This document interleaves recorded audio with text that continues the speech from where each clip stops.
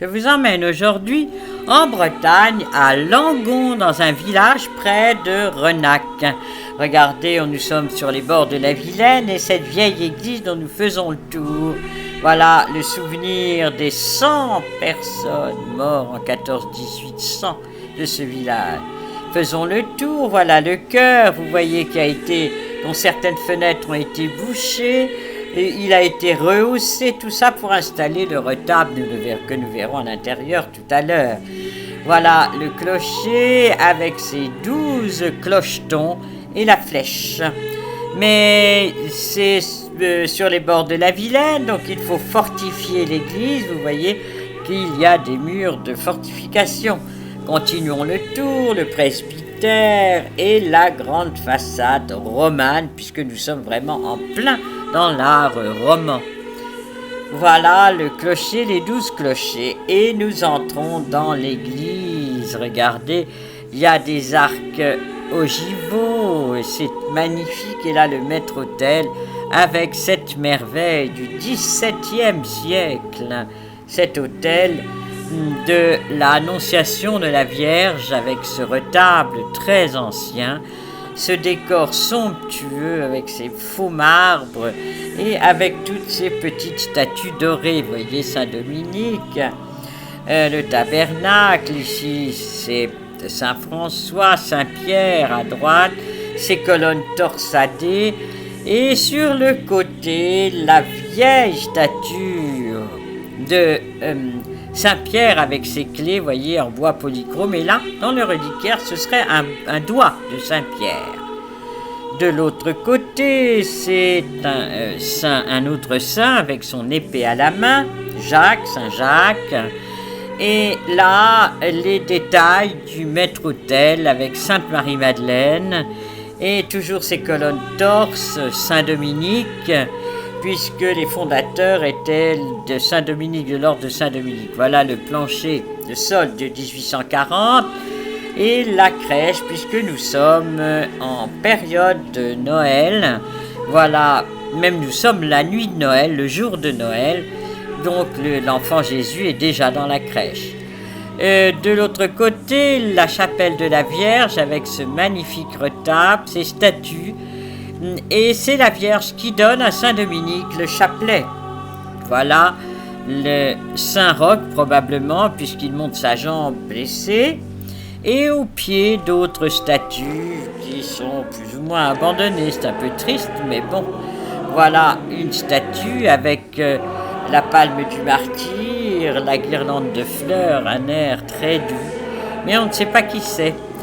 Les anges sur le maître-autel avec ses ailes en bois doré, les faux marbres sur le bord.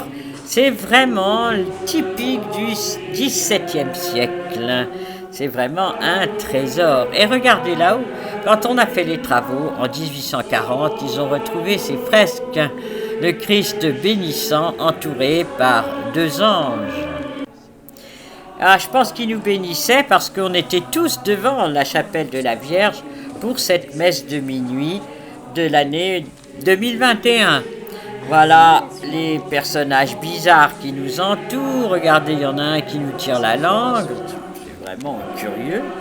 Et puis, vous voyez qu'elle a été repeinte. Regardez le toit en coque de bateau renversé. Toute l'église a été repeinte et voilà d'autres personnages qui nous regardent, toujours juste à côté de la chapelle de la Vierge. Puis un autre encore, toujours dans les vieilles pierres, voilà le bénitier d'origine du XIIe siècle. Et à notre droite, la travée plus récente, enfin elle est quand même du XIIIe siècle, avec les confessionnaux en noyer. Et tout au bout, regardez ce très curieux baldaquin au-dessus des fonts baptismaux. Les fonts baptismaux sont du XVe siècle et le baldaquin du XVIIe siècle. Il a été offert par une des familles Colobel, une des familles inhumées dans l'église qui étaient les donateurs. Regardez le Saint-Esprit qui présage de la descente de l'Esprit sur le nouveau-né.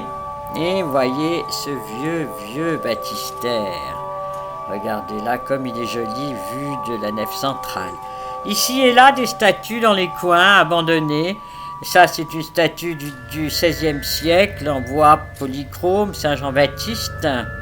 Puis là vous avez toujours cette statue dont on ne sait pas qui c'est parce qu'elle a une encre et je ne sais pas du tout de qui il s'agit. Il n'y a aucune inscription nulle part. En tout cas c'est une sainte puisqu'elle a la palme du martyr et un regard si doux.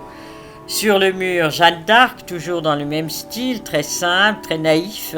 Puis Sainte-Anne, patronne de la Bretagne, avec sa fille, la Vierge Marie, qui lui montre le chemin du ciel. Ici, c'est la Vierge du Sacré-Cœur. Vous voyez, elle montre son cœur. Elle a aussi une couronne un peu cassée. Et ça, c'est la plus vieille des statues. On ne sait pas du tout qui c'est, en bois. Et elle est de l'origine de l'église de 1180. C'est vraiment très très ancien. Nous sommes à Noël, je vous le disais. Nous sortons maintenant de la messe de minuit.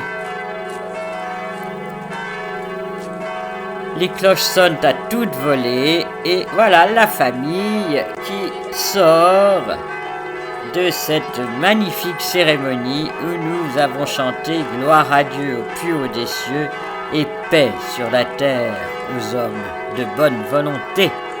Sur ces superbes phrases des anges, la nuit de Noël, je vous dis au revoir, à bientôt pour une autre visite